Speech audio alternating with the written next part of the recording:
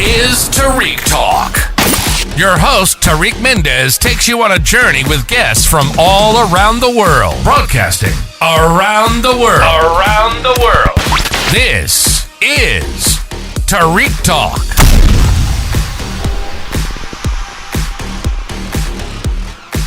Edit. Alright guys, today I'm here with Gabriella Kramer at Affordable Art Fair in booth F3. How are you, Gabriella? I'm good. Excited to be here. Awesome. Thank you so much for being on the podcast. Can you tell me a little bit about the artwork you're exhibiting here?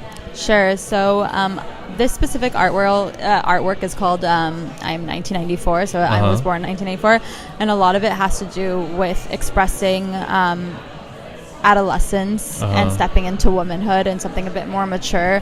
I use a lot of color and color pairings that are very vibrant, and there's a lot of movement on the paintings, and it's supposed to express a kind of playfulness and evoke fun, and not that everything needs to be so serious and kind of stuck in our ways. Yeah. That's so cool. And how's your creative process? Like how do you keep track of your ideas? Do you write them down? Is it organic for you?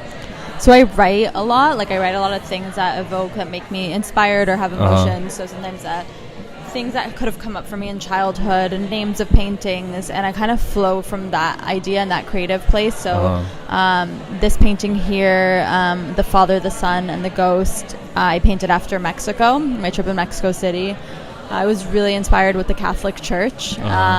And a lot of like the motifs that are seen in churches and in Christianity.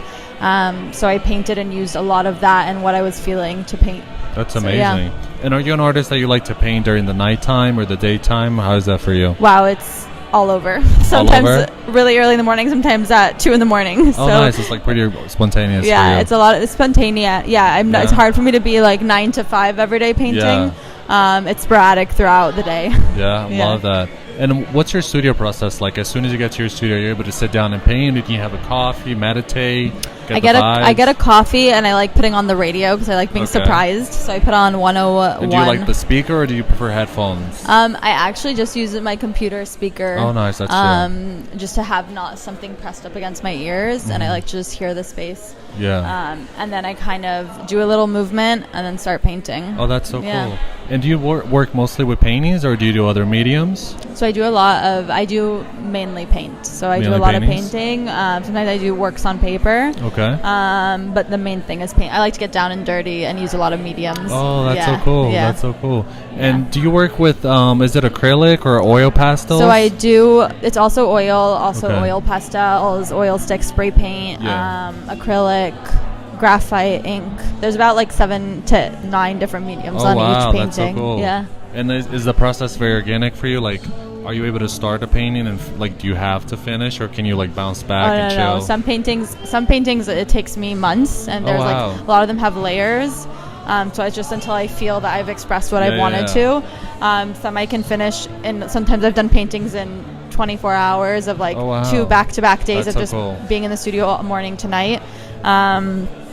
So yeah, it really depends on where I'm at in my headspace. And do you get like any anxiety? Like, do you feel like you tell yourself, oh my gosh, I have to finish this? Definitely. Or are you an artist that you're able to like step back from it, go back to real life, chill out, and then return to it? I think that's actually part of my process and part of the meditation, and I think that's what is so therapeutic about painting is constantly telling yourself that you're in for the journey, and to not give yourself a deadline in that way, and to really experience that process of it's okay to take a step back. And actually I really try and force myself to take a step back so I can relook at things differently.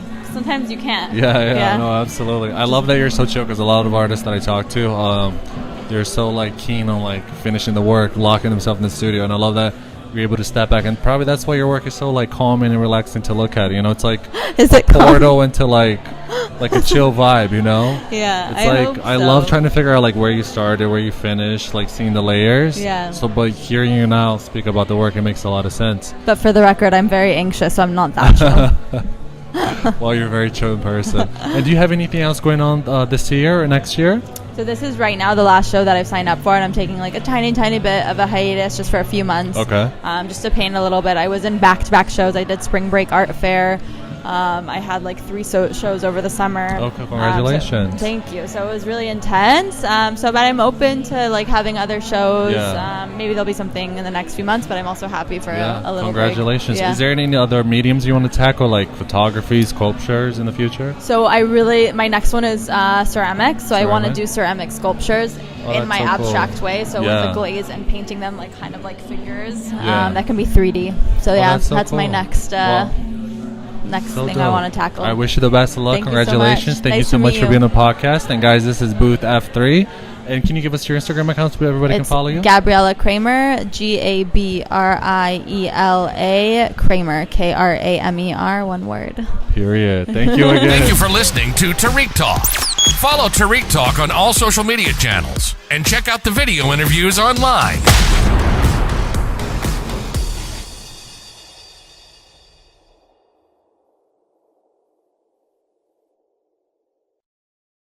This is Tarik Talk. Your host, Tarik Mendes, takes you on a journey with guests from all around the world. Broadcasting around the world. Around the world. This is Tarik Talk.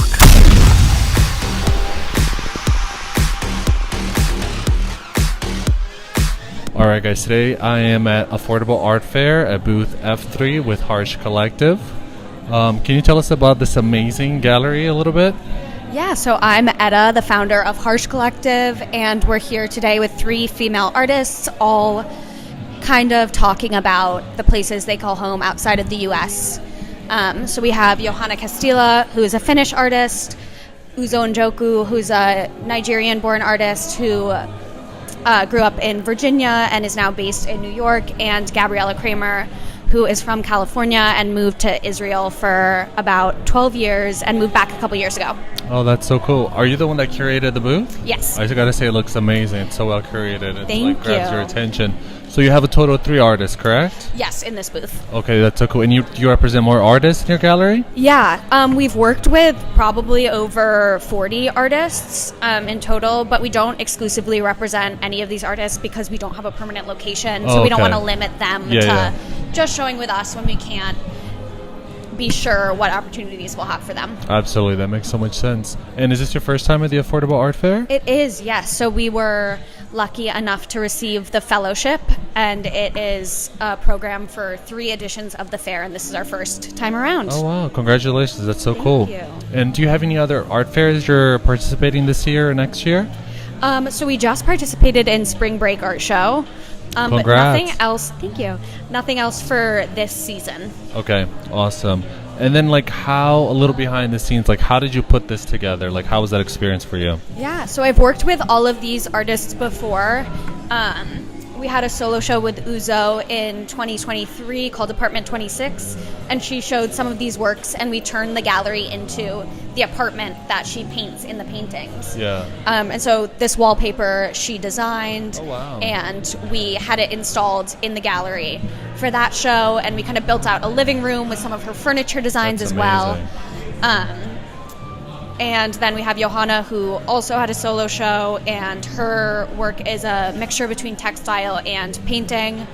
And something really interesting is that she has, because she kind of just paints freely on canvases and then tears them up and sews them back together, there's actually painting on the other side. So what we did was hang them from the center of the room so people could see both sides. That's so creative. And then we have Gabriela Kramer, who is here with us today, and she is an abstract painter, and we paired her with another artist named Nicole James. So we had small exhibitions with all 3 of these artists, and I thought they went really nicely together. Oh my god, they absolutely do. That's so cool. And do you represent mostly painters, or do you have photographers, sculptures? Yeah, so we mostly do painters, but we're always looking for other mediums. Sculpture and photography can be a little bit hard because you have to think about printing the photography and framing it, which can be expensive. And working with emerging artists, we don't always have the funds on their end to have all of that production. Yeah. And as an emerging gallery, we can't always take on that overhead. And then sculpture, you have to think about pedestals and that kind of thing, but we're always open to it, and we really like to make the space immersive, and sculpture is a great way to do that. Oh, I love that. And were you always into arts? That's like, how did your love of art, where did your love of art come from? So I grew up always doing different forms of art. My mom went to art school, and she's a sculptor. Oh, nice. And she also restores antiques, but her parents were both painters, and they were studying under abstract expressionists in the 60s, and they were really involved with legislation that was going on to find affordable housing for artists, and they ended up buying 2 buildings in the West Village with another family, which at the time were pretty cheap. It wasn't a developed neighborhood yet, and it obviously grew a lot in value, and they put the grandkids' names on it as we were born, and so it sold when I was in college studying art history, and I had been interning in the art world, and I really enjoyed working with artists and kind of being hands-on with the art itself, but found that the art world wasn't the place I had hoped it would be. So when I found out I was getting money from that building selling, I started planning a gallery. And I took business classes in college and used it as my project for all of those classes and got feedback on my business plan. And then when I graduated, kind of just went head first. Oh, wow, that's amazing. Yeah, the business. Congratulations. Thank you. Where do you see Harsh Collective in like 10 years? Like, what do you hope to do? I hope we have a brick and mortar, a permanent space. I really hope that we have the opportunity to do a lot of events where we can build a little bit of a community in the art world and make it more of a welcoming place. Really make artists and art lovers be that place where they can connect. And collectors can get to know artists can get to understand collectors and viewers. That's amazing. Kind of mutually beneficial, enjoyable space. That's so cool. And how was the curating process for you? Like, how do you put it together? Do you have to have like all of the work in front of you? Do you plan it on the iPad, or is it very organic for you? Yeah, a lot of the times it really comes together when I see the pieces in person. So for Gabriella's show, she was paired with an artist who does figurative work, very detailed still lives, but there's often a sense of motion in them, so it's hard to call them still lives a little bit. But we thought the colors went really nicely together, but when we finally got them in the same room, there were these crazy compositional similarities. And so all of this gets planned in sort of a business sense. And then when you see the art in person, everything just changes. Yeah, that's amazing. And can you share the gallery's Instagram, please? Yeah, it's Harsh Collective NYC. Perfect. Thank you so much. It's been a pleasure. Loved hearing all the stories, and I wish you the best of luck. Hopefully we see each other around soon. And best of luck this weekend. Thank you so much. And guys, we're in booth F3. Please check them out. Thank you for listening to Tarik Talk. Follow Tarik Talk on all social media channels and check out the video interviews online.